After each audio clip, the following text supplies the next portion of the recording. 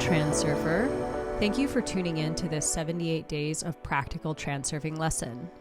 Please subscribe to this channel if you have not done so already, and please like this video and comment in the comment section below "I love Reality Transurfing" to enter my giveaway for my awesome reprogramming stickers. I pull winners every week. So with that, I will get started. Day 31, the Oyster effect. People tend to gladly express an attitude of discontent when they feel they have good cause to, and yet respond almost indifferently when something good happens, almost as if they take that for granted. Overall, people are not conscious of this tendency. They are reacting like an oyster out of habit. Now, step up a notch from the oyster. Wake up and make use of the advantage of consciously expressing your relationship to life. I choose the colors for my personal reality with intention. Irrespective of the circumstances, I attune myself to a major key. I do this consciously rather than reacting in a primitive way to external irritants.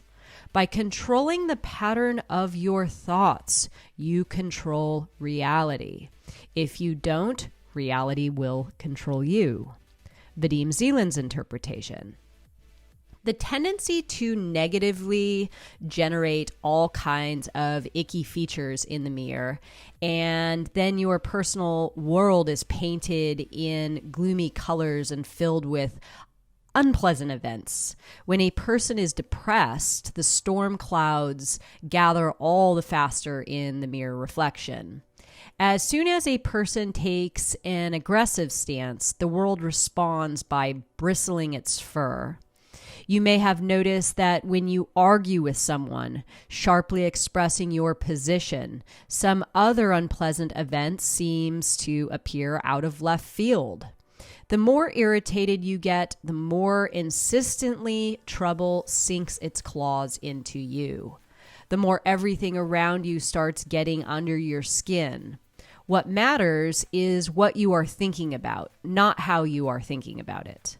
Whether you like the reflection or not, it is still the subject of your thoughts. Leave me alone, or I've so had enough of all of this. The only thing that matters is the content of your thoughts. As a result, the reflection in the mirror is dominated with things that correspond to the content of the image, your thought form. When you take control of the emotions that keep you so attached to the reflection, you free yourself from the mirror. There is no point in trying to suppress your emotions. Your feelings are just a symptom of your relationship to what's going on. You have to change your attitude, how you perceive and respond to your reality. When you have freed yourself from attachment to the mirror, then you will acquire the ability to create the reflection you want to see, y'all.